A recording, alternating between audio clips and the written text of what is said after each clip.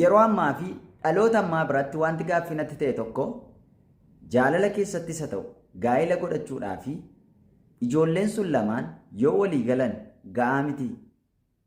Akka humna isaaniitti gaa'ela dhaabbachuun hin danda'amu. Namni akka humna isaatiitti wal fuudhuun hin danda'amu.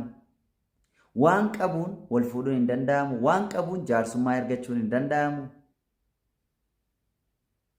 Yeroo ammaa kanatti jechuudha akka abboota keenya durii sanatti hin danda'amu.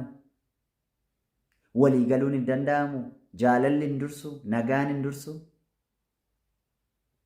Maallaqi maaliif hariiroo keessatti yookiis gaa'ela keessatti yeroo hundumaa dursa? Maaliif abbootiin yoo inni maallaqa qabaate malee sirriitti ittiin gammada maaf itti leellisu?